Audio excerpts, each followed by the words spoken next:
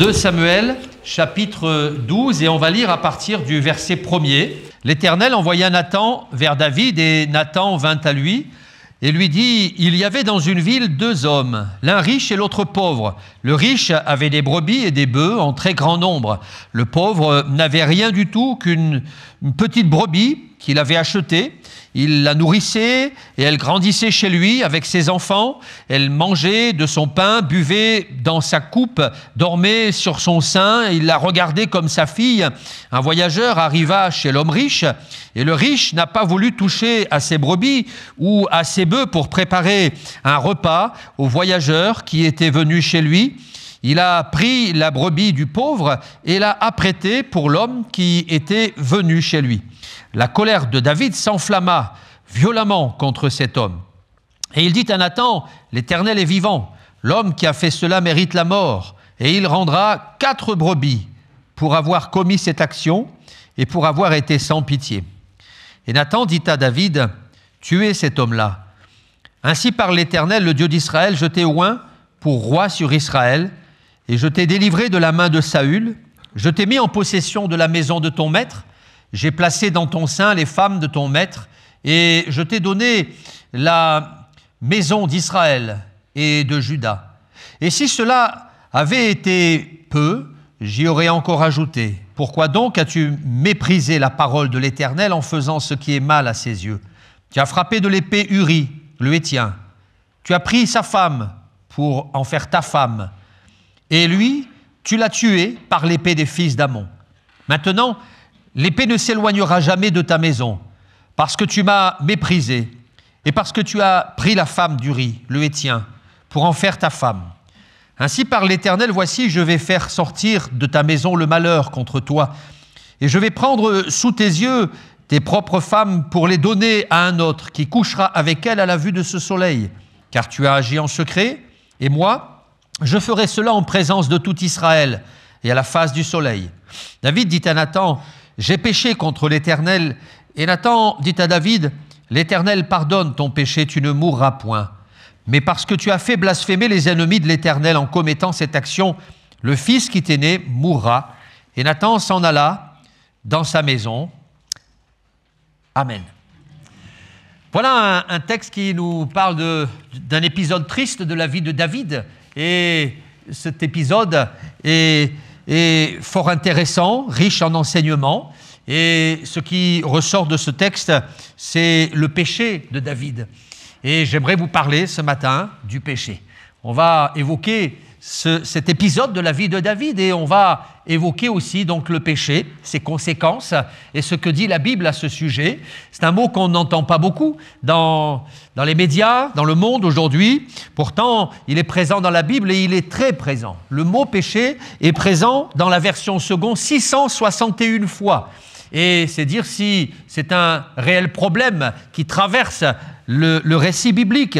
La première mention du péché, elle se trouve dans la Genèse. Dès les premiers chapitres, comme pour montrer qu'en réalité le péché, c'est le problème fondamental, le problème essentiel de l'humanité. Dans la Genèse, au chapitre 4, au verset 7, nous voyons le Seigneur qui parle à un homme qui s'appelle Caïn. Caïn est rempli de colère, il est rempli de haine, il est rempli d'un esprit, un sentiment de vengeance à l'encontre d'Abel. Et la colère est là, la rancune est là. Alors Dieu parle à Caïn. Et Dieu l'interpelle en lui disant « Mais il faut que tu fasses attention, Caïn, le péché se couche à ta porte, ses désirs se tournent vers toi, mais toi domine sur lui. » Et là, le Seigneur va mettre en évidence, en exergue le problème de Caïn. Le problème de Caïn, c'était le péché. C'était le péché.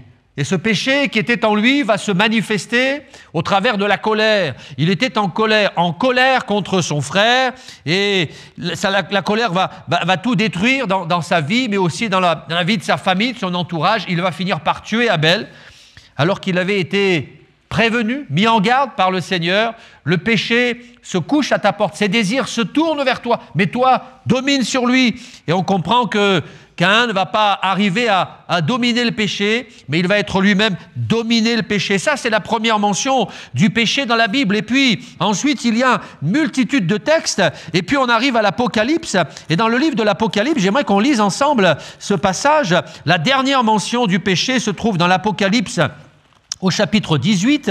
Et il est dit au verset 1er, Apocalypse, chapitre 18, le verset 1er, je vais faire la lecture. Après cela, je vis descendre du ciel un autre ange qui avait une grande autorité. La terre fut éclairée de sa gloire.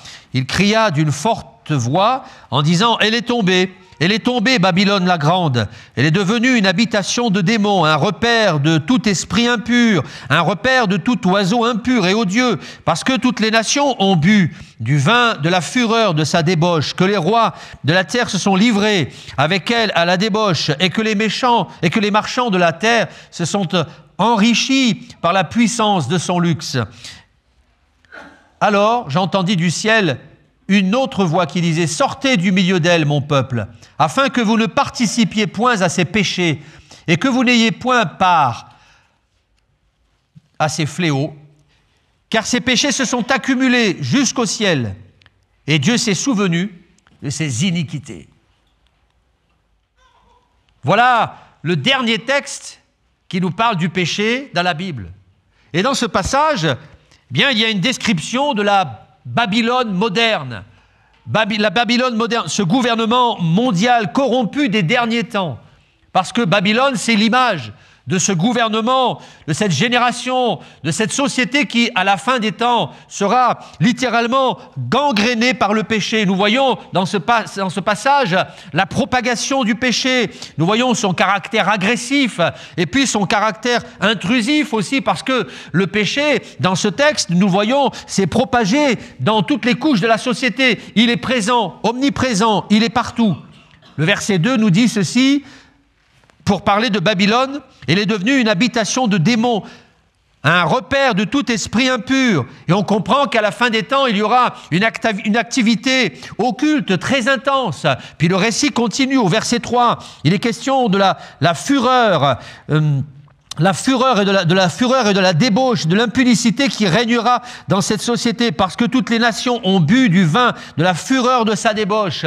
Et la Bible décrit une société gangrénée par la violence, gangrénée par l'impudicité, par l'adultère, par des pratiques sexuelles déviantes.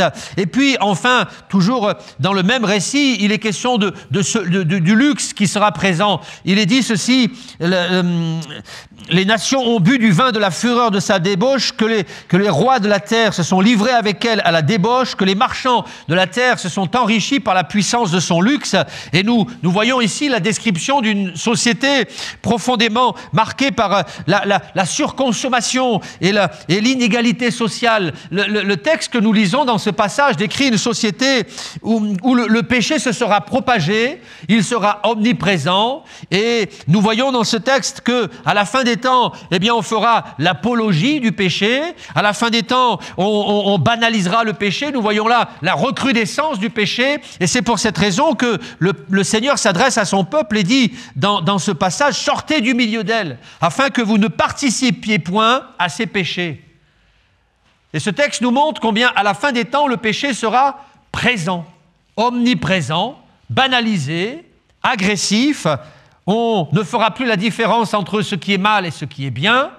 Et lorsque Jésus décrit le monde à la fin des temps, dans Matthieu 24, il donne quelques signes, il dira ceci, lorsque l'iniquité se sera accrue, alors l'amour du plus grand nombre se refroidira. Et on comprend qu'à la fin des temps, eh bien, le péché sera omniprésent, banalisé, légalisé. Et je crois que nous y sommes. Je crois que nous y sommes. La Bible nous parle du péché, elle nous met en garde contre le péché. Elle nous montre que le péché, c'est le problème majeur de l'humanité. Tant que le péché ne s'était pas introduit dans le monde, l'homme vivait en harmonie avec son proche, avec ses proches, en harmonie avec Dieu. Et lorsque le péché est entré dans le monde, le péché a tout dévasté, tout ravagé. Alors j'ai voulu parler du péché. Et nous allons revenir dans quelques instants à l'histoire de David. Mais avant cela, j'aimerais peut-être essayer de répondre à quelques questions. Par exemple, certains nous diront, mais vous savez, il n'y a pas de petit péché. Et il n'y a pas de grand péché. On a souvent entendu cette phrase. Et je me suis interrogé à ce sujet. Y a-t-il des petits péchés et y a-t-il de grands péchés? Certains lèveront la main en disant « mais le péché, c'est le péché. Il n'y a pas de petits péchés. » Mais je crois qu'en réalité, d'un point de vue spirituel, c'est vrai. Le péché, c'est le péché. Et le péché nous amène tout droit à la mort. Mais je crois malgré tout que d'un point de vue moral, il y a une graduation dans le péché. Tous les péchés ne sont pas les mêmes. D'un point de vue moral, il peut y avoir une déchéance morale plus ou moins importante. D'ailleurs, il y a des textes dans la parole de Dieu lorsque il est dit que le Seigneur va parler de la ville de Sodome, les villes de Sodome et Gomorrhe. Il est écrit dans Genèse au chapitre 13, au verset 13, « Les gens de Sodome étaient de grands pécheurs contre Dieu. » Donc, si les gens de Sodome étaient de grands pécheurs, ça veut dire qu'il peut y avoir aussi de petits pécheurs. Et que dans le domaine moral, il peut y avoir une déchéance plus ou moins importante. Et en l'occurrence, lorsqu'il est question de cette ville, Sodome et de Gomorrhe, eh bien, on comprend que ces gens-là étaient allés très loin dans le péché. Ils étaient tombés très bas dans le péché. Dans la Genèse au chapitre 18, au verset 20, Dieu dira, pour parler de ces gens de Sodome et Gomorrhe, leur péché est énorme. Leur péché est énorme, ce qui signifie qu'ils étaient allés très loin dans la déchéance morale. Et donc, je pense pouvoir dire qu'il y a effectivement une graduation dans le péché, en tout cas d'un point de vue moral. Leur péché est énorme. Lorsque le peuple d'Israël dans le désert, après avoir quitté l'Égypte, a laissé partir Moïse, il est monté sur la montagne pendant un certain temps, ils étaient là dans la vallée, et le peuple hébreu va faire appel à Aaron, et ils vont dire, voilà, Moïse a disparu, on ne sait pas où il est, on ne sait pas s'il va revenir, on a besoin d'un Dieu, alors fais-nous un Dieu. Ils vont apporter de l'or, et là, eh bien, Aaron va construire le fameux veau d'or. Et lorsque Moïse va redescendre, eh bien, Dieu va parler au cœur de Moïse. Et dans Exode chapitre 32, au verset 21, Dieu dira ceci, « Le peuple a commis un grand péché. » Un grand péché. Alors, s'il y a des grands péchés, ça veut dire qu'il y en a des petits.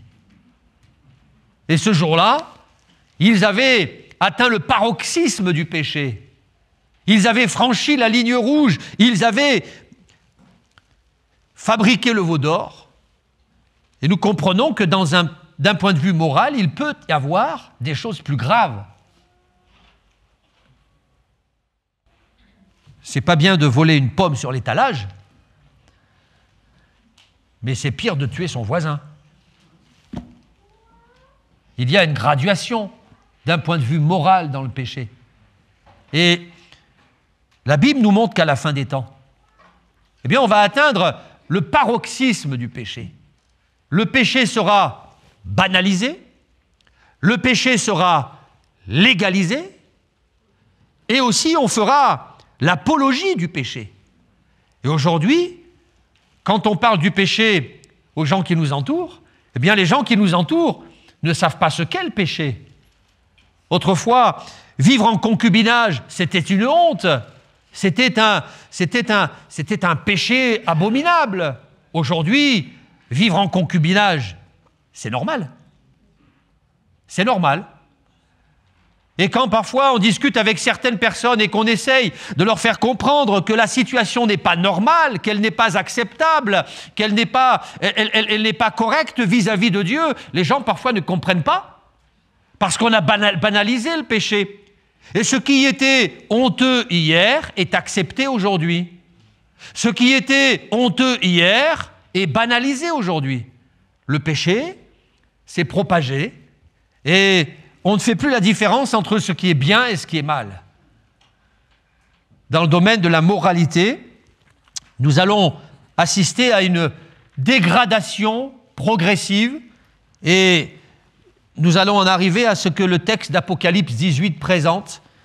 Et c'est pour cette raison que le Seigneur dira à son peuple, « Sortez du milieu d'elle, mon peuple, afin que vous ne participiez point à ses péchés et que vous n'ayez point part à ses fléaux, car ses péchés se sont accumulés jusqu'au ciel. »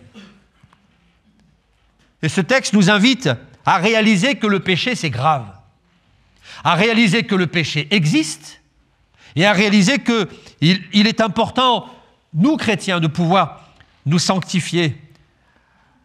Alors ça, c'est notre attitude vis-à-vis de notre propre vie. Nous devons nous sanctifier. Mais quelle doit être l'attitude de l'Église face au péché? Parce que la Bible nous donne quand même quelques pistes de réflexion face au péché. Il y a quand même quelques points importants. Il y en a un dans la parole de Dieu, dans l'épître de Paul à Timothée, où l'apôtre s'adresse à son jeune collègue et lui dit, face à certaines situations de péché, reprend, censure, exhorte avec douceur et en instruisant. Et j'aime ce passage, parce qu'il y a tout dans ce passage.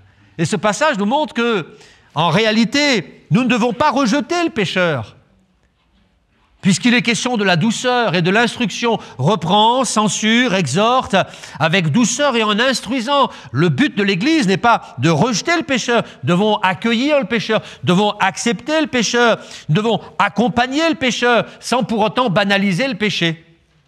Nous devons le dénoncer. Nous devons le surligner. Pourquoi?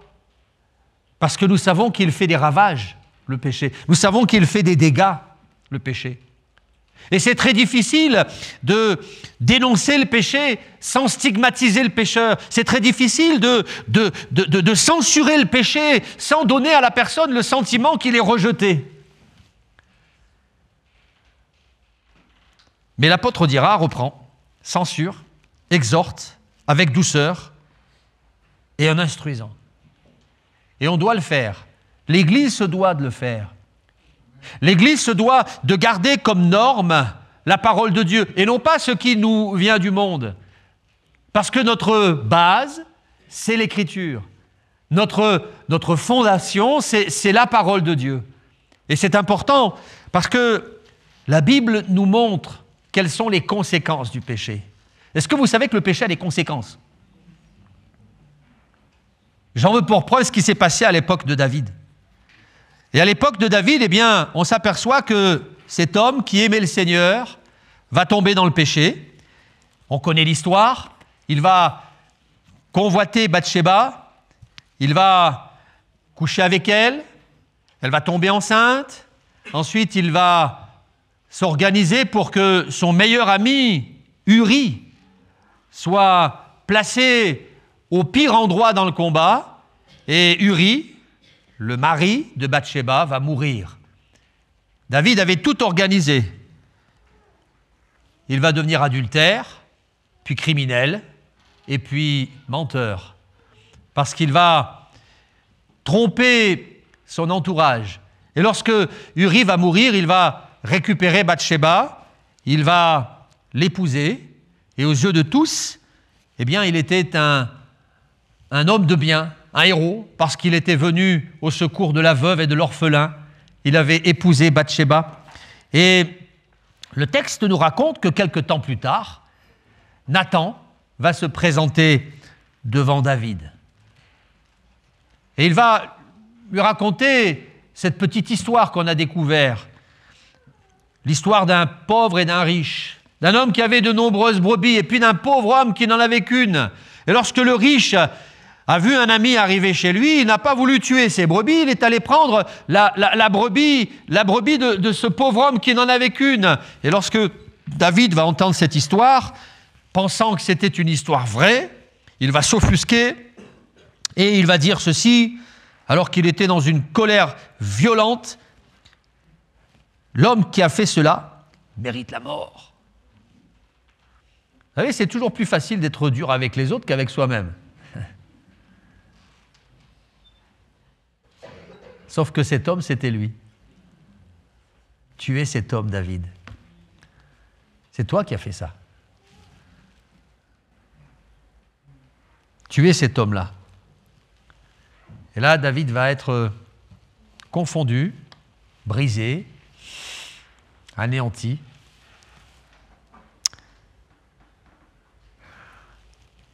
Et il est écrit que David va se repentir. Il va se repentir. Au verset 13, il dira « J'ai péché contre l'Éternel. J'ai péché contre l'Éternel. » Et on assiste ici à une vraie repentance. Un homme anéanti, brisé, démasqué. Et ce que je remarque dans ce passage, c'est que Nathan va reprendre la parole. Et Nathan va lui dire au verset 13, « L'Éternel pardonne ton péché, tu ne mourras point. » L'Éternel pardonne. Vous savez que Dieu pardonne? Heureusement que Dieu pardonne. On ne serait pas là sinon. Notre Dieu, c'est un Dieu de pardon. Et son pardon est gratuit. Je bénis Dieu parce qu'un jour, il m'a pardonné. Parce qu'il me pardonne encore aujourd'hui. Dieu, c'est un Dieu de pardon. Et la Bible nous dit que David donc, va se repentir. Nathan va prononcer cette parole. « L'Éternel pardonne ton péché, tu ne mourras point, mais... » Et dans ce récit, il y a un « mais ». Et c'est le drame du récit, c'est qu'il y a un « mais ». Mais, parce que tu as fait blasphémer les ennemis de l'Éternel en commettant cette action, le fils qui t'est né mourra. Il va y avoir une conséquence. Et non seulement il y aura cette conséquence, mais dans le récit que nous avons lu, le prophète Nathan dira à David, maintenant au verset 10, « L'épée ne s'éloignera jamais de ta maison. » L'épée ne s'éloignera jamais de ta maison. Et puis, ensuite, au verset 11, « Voici, je vais faire sortir de ta maison le malheur contre toi. Je vais prendre sous tes yeux tes propres femmes pour les donner à un autre qui couchera avec elles à la vue de ce soleil. » Et on s'aperçoit qu'à partir de ce moment-là, eh bien, la vie de David va changer. Et la vie de David va basculer. Parce que les paroles qui avaient été prononcées par le prophète Nathan vont toutes s'accomplir. L'enfant va mourir, malgré les prières insistantes de David.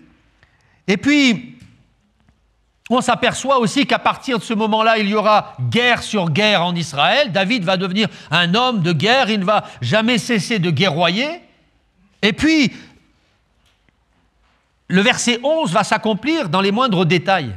Lorsque Nathan dira « Voici, je vais faire sortir de ta maison le malheur contre toi, je vais prendre sous tes yeux tes propres femmes pour les donner à un autre qui couchera avec elles, à la vue de ce soleil, car tu as agi en secret, et moi je ferai cela en présence de tout Israël. » Et j'aimerais vous inviter à lire avec moi dans 2 Samuel au chapitre 15 maintenant et au verset 16.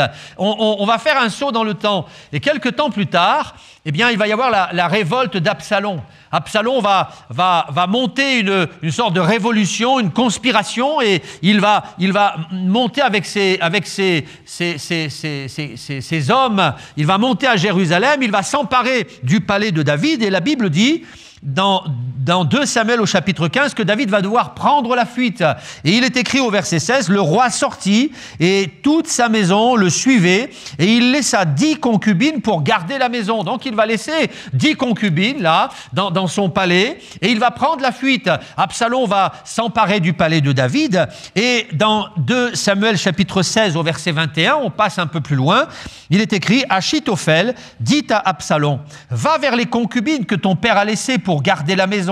Ainsi, tout Israël saura que tu t'es rendu odieux à ton père, et les mains de tous ceux qui sont avec toi se fortifieront. » On dressa alors pour Absalom une tente sur le toit, et Absalom alla vers les concubines de son père aux yeux de tout Israël. Aux yeux de tout Israël. La parole de Nathan va, hélas, s'accomplir. Je vais faire sortir de ta maison le malheur contre toi. Je vais prendre sous tes yeux tes propres femmes pour les donner à un autre qui couchera avec elles à la vue de ce soleil. Parce que tu as agi en secret, et moi je ferai cela en présence de tout Israël. Je crois qu'il est important que nous puissions parler du péché. Pourquoi? Parce que le péché, c'est notre pire ennemi. Parce que le péché qui est tapi en nous, c'est notre adversaire le plus redoutable. Et lorsqu'il prend la place dans une vie, alors il détruit tout. David va obtenir le pardon. Nathan va prononcer cette parole de la part du Seigneur. Dieu pardonne ton péché, mais... Et je crois que c'est vrai, Dieu pardonne le péché, mais il y a des conséquences qui restent.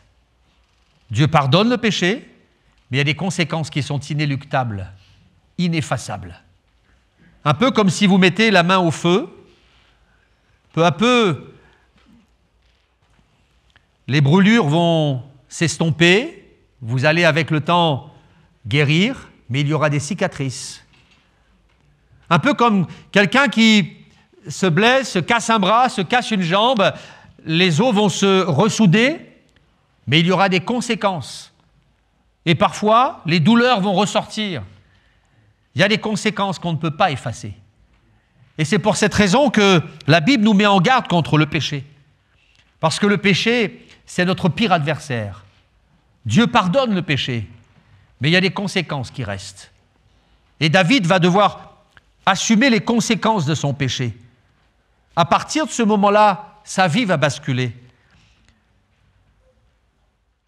Alors certes, il va recevoir le pardon, mais les conséquences, elles, seront présentes. Et pourquoi a-t-il reçu le pardon de Dieu? Eh bien, David va être pardonné parce qu'il va se repentir sincèrement. J'ai noté une différence entre David et Saül. Vous avez remarqué, vous savez que Saül, lui aussi, va être à un moment rejeté par Dieu. Parce que Saül va lui aussi désobéir et il va pécher contre Dieu. Et lorsque le prophète Samuel va aller trouver Saül pour dénoncer son péché, eh bien, j'ai remarqué que Saül va prononcer exactement la même phrase que David. Quand on lit dans 1 Samuel au chapitre 15 au verset 24, voilà que Saül est démasqué par le prophète Samuel. Alors Saül déclare ceci, « Mais j'ai péché contre l'Éternel ». Il va prononcer exactement la même phrase que David. Et je me suis dit, mais alors pourquoi? Pourquoi est-ce que Dieu va pardonner David et pas Saül? Eh bien parce que je pense que, comme le dit la parole de Dieu, le Seigneur regarde au cœur. Et en réalité, c'était la même phrase, mais le cœur n'était pas le même. Et lorsque David va demander pardon, lorsqu'il va se repentir, on comprend que la repentance de David, elle était sincère. Lorsque Saül va demander pardon et reconnaître son péché, il va prononcer les mêmes mots. « J'ai péché contre l'Éternel ». Mais son cœur n'était pas le même. Et en réalité, si la repentance de David était sincère, celle de Saül était le fruit d'un calcul. Saül voulait sauver la face. Saül voulait garder les honneurs. Et Saül dira à Samuel, « Mais viens avec moi, honore-moi auprès des anciens. » Il ne voulait pas perdre la face. C'était un calcul. Et c'est pour cette raison que Dieu va réhabiliter David. Mais il va mettre de côté Saül. Alors j'ai voulu vous parler du péché et vous montrer que le péché, c'est quelque chose de grave. Et dans la Bible, il y a d'ailleurs plusieurs mots en grec et en hébreu qui sont traduits par le même mot péché. Alors j'ai fait une petite liste, je ne les ai pas tous notés, mais il y a le mot chata, et chata, c'est manquer le but. C'est le mot le plus courant. C'est manquer le but, chatar. Un peu comme quelqu'un qui décoche une flèche mais qui rate la cible. Et ce mot est traduit par péché. Quand on pêche, on manque le but. Le but que Dieu avait prévu pour nous, on est à côté. Et puis il y a le mot péchard. Et péchard, c'est la transgression, c'est la rébellion. Parce qu'en réalité, quand on pêche, on transgresse la loi de Dieu, mais on se rebelle contre le Créateur. Puis il y a le mot amartano, c'est l'erreur. C'est le fait de manquer de droiture, c'est le fait d'être perverti, tordu. Et puis le mot amartia, c'est le mal. c'est la transgression. Alors, je ne vais pas citer tous les mots, mais tous ces mots sont traduits généralement par le mot péché, pour vous montrer qu'en réalité, le péché peut se manifester de différentes manières, parce que le péché, c'est un état. Le péché, c'est la révolte contre Dieu, et de cette révolte découlent des attitudes et des sentiments qui peuvent détruire une vie. L'égoïsme, l'adultère, le vol, la cupidité, le mensonge, l'orgueil, la jalousie, la convoitise. Toutes ces choses, ce sont les manifestations de notre péché. Et pour n'avoir pas été suffisamment vigilant, David va tomber dans le panneau. Je crois qu'aujourd'hui, le Seigneur nous interpelle et nous montre qu'il est important que nous puissions lutter contre le péché. Parce que la vie du chrétien, c'est une vie de combat. Et on se doit de lutter contre le péché. Et on va devoir lutter jusqu'à la fin, jusqu'au bout. Combat le bon combat, dira Paul à Timothée. Dans l'Épître aux Hébreux, je lis, vous n'avez pas encore résisté jusqu'au sang en luttant contre le péché. Vous n'avez pas encore résisté jusqu'au sang en luttant contre le péché. On se doit de lutter contre le péché, de résister contre le péché. Et plus nous allons avancer dans le temps, et plus on va devoir être vigilant, lutter, combattre. Et on ne pourra déposer les armes que quand on sera dans le ciel. Là-haut, on pourra déposer les armes. En attendant, eh bien, c'est le temps du combat. Et j'aimerais m'adresser peut-être à celles et ceux qui, ce matin, sont dans une situation peut-être de péché. Situation que Dieu désapprouve. Et j'aimerais te dire que Dieu n'est pas un Dieu qui condamne, mais Dieu, c'est un Dieu qui tend la main. Et lorsqu'il nous reprend, c'est pour nous remettre sur le droit chemin, pour éviter qu'on ait à souffrir comme l'a fait David. Vous savez qu'il est écrit dans la première épître de Jean, un texte formidable au chapitre 2, verset 1er, un texte qui nous remplit d'espérance si quelqu'un a péché. Si quelqu'un a péché, nous avons un avocat auprès du Père. C'est Jésus-Christ, le juste. Et Jésus n'est pas là pour anéantir le pécheur, mais il est venu pour nous libérer, nous pardonner, nous délivrer de notre péché. Alors ne soyons pas complaisants avec le péché. Et si peut-être quelqu'un, un frère, une sœur, se sent interpellé ce matin, eh bien, sachez que nous avons un avocat, quelqu'un qui veut plaider notre cause, qui veut nous aider, qui veut nous relever, qui veut nous délivrer, qui veut nous protéger face à cet adversaire qui est là et qui est couché à notre porte. Le péché se couche à ta porte. Ses désirs se portent vers toi. Mais toi, domine sur lui. Alors j'ai voulu terminer cette prédication avec un message d'espérance et vous dire que Dieu n'est pas là pour condamner le pécheur, mais pour le pardonner, pour le libérer. L'Église n'est pas là pour enfoncer la tête de celui qui est en train de se noyer, mais l'Église est là pour l'aider, pour l'accompagner, pour le saisir par la main, pour le relever. J'aimerais m'adresser peut-être à celles et ceux qui ont été ou qui sont victimes du péché, quel qu'il soit. L'égoïsme, l'adultère, le vol, la cupidité, le mensonge, l'orgueil, la jalousie, la convoitise. J'ai mis quelques mots sur mon papier, mais il y en a tellement d'autres. J'aimerais vous dire que nous avons un avocat auprès du Père et qu'il est celui qui veut nous pardonner. Amen. On va baisser nos têtes, on va terminer par la prière. On va avoir un temps pendant lequel on va s'approcher du Seigneur. J'aimerais inviter aussi ce matin ceux qui ont été touchés par le message à revenir à Dieu, à lui demander pardon sincèrement, à prier pour que le Seigneur efface le péché. Je crois qu'il peut le faire, qu'il veut le faire. J'aimerais t'inviter à ne pas rester là, dans cette situation, mais à crier à Dieu. Ne laisse pas le péché anéantir ta vie. Ne laisse pas le péché détruire tout ce que Dieu a construit dans ta vie.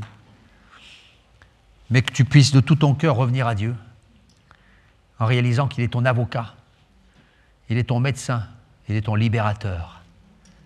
Alléluia.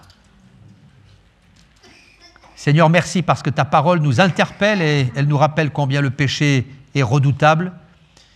Elle nous parle de ce péché qui nous enveloppe si facilement et nous ne voulons pas nous laisser envelopper, anéantir, pénétrer, détruire par le péché.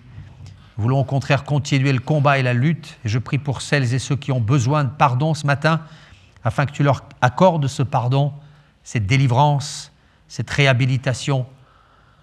Comme tu l'as fait pour David, tu as pardonné son péché. Je te prie, Seigneur, ce matin de pardonner toutes celles et ceux qui ont besoin d'être secourus.